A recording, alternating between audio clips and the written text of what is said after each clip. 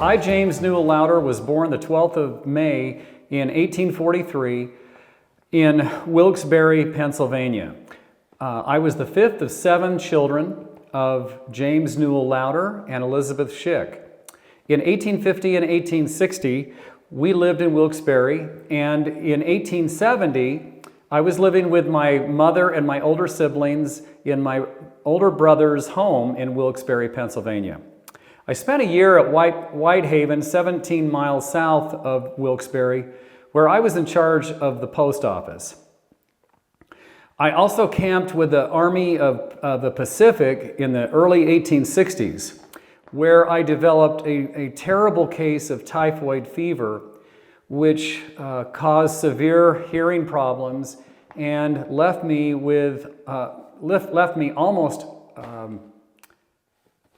deaf, which ended my military usefulness. After I recuperated, I went with a party of 28 individuals to Leavenworth, Kansas, where we then traveled to the gold fields of Montana and Idaho. I was the first to cast a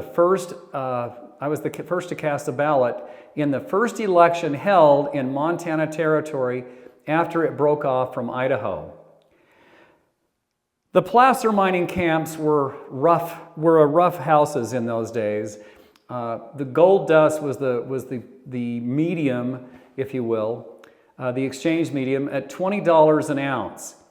You couldn't buy anything for less than 50 cents. And if I wanted to buy a pound of flour, I had to pay $1.25.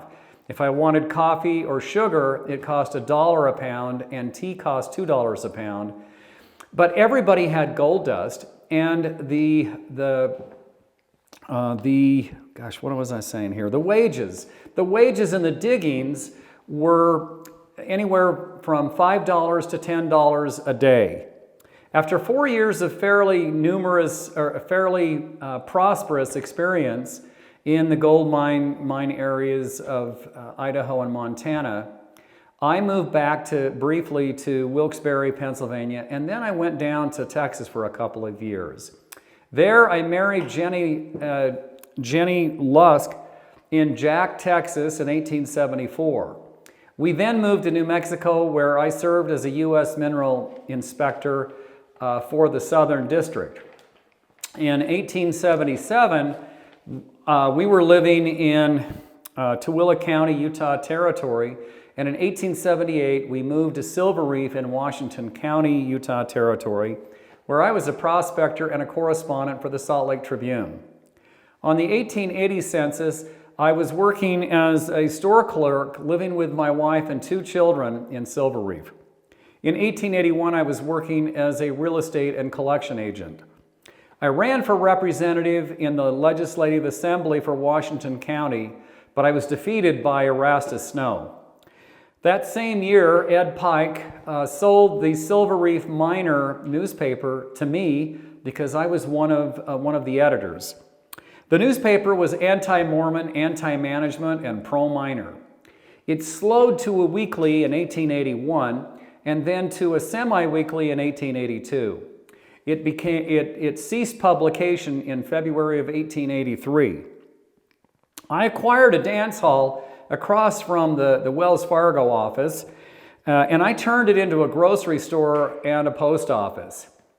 Eventually, I sold both the store and the post office to Peter Anderson, and I moved with my family to Beaver in Utah Utah Territory just before 1896.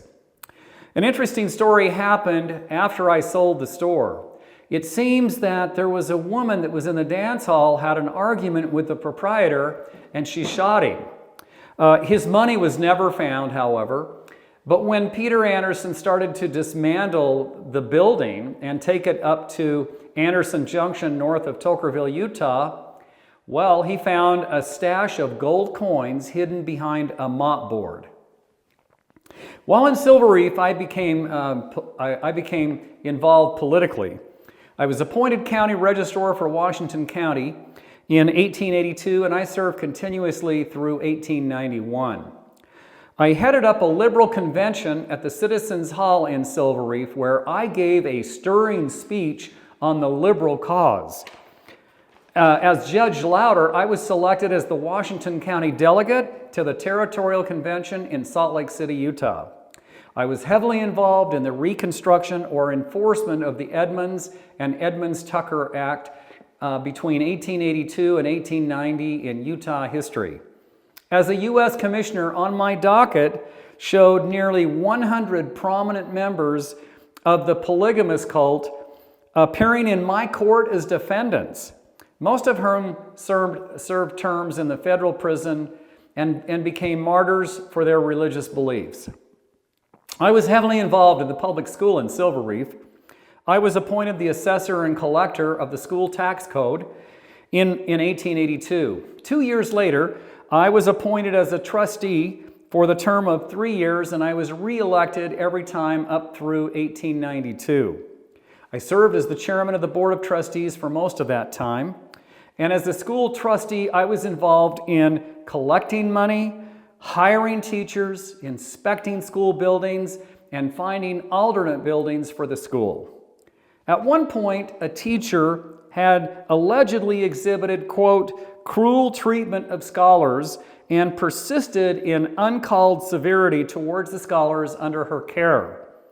The trustees informed the teacher of the complaint against her and determined that, quote, she intended to persist in a course that would break up the school if continued. Well, we fired her, and we hired another teacher. In 1883, I was appointed postmaster of Silver Reef, and I served until 1887. My compensation for the year 1885 was $912.47, the highest in Utah territory. The second highest was $662. I also worked as an attorney for estate probates and divorces. By 1886, I was operating a store, the J.N. Louder Store and Company, one of 3 first-class mercantile establishments in Silver Reef, the other being the Woolley London Judd Store and the Peter Hansen Store, which was across the street from the Wells Fargo next to the Miller Saloon and Dance Hall. Unfortunately, it was one of the buildings that was burnt in the 1888 fire. In 1888 and again in 1898, I was appointed as a U.S. Commissioner for Silver Reef. In 1889, I became a notary public and I ran for representative in the House for the 24th District.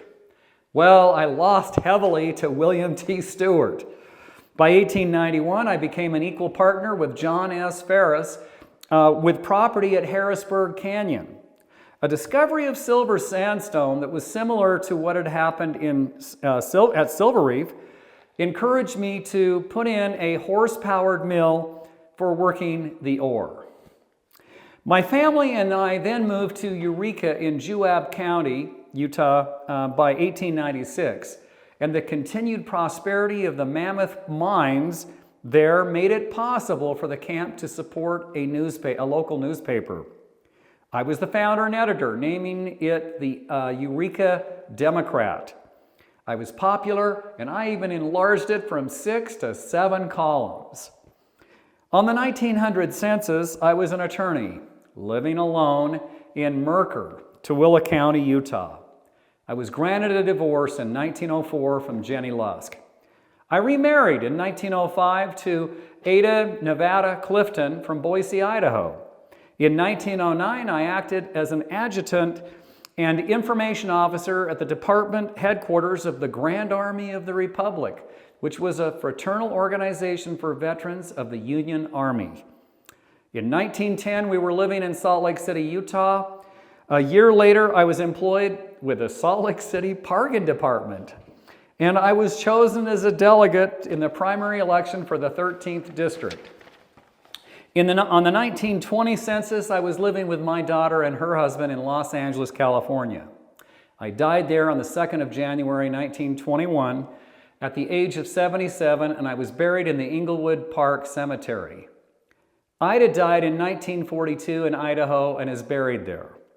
During my life, I prospected, mined, and traveled in nearly every state and territory in the Rocky Mountain region. I was described as having a jaunty, energetic stride, suave manners, and meticulous attire. I was pretty awesome in my day. Thank you.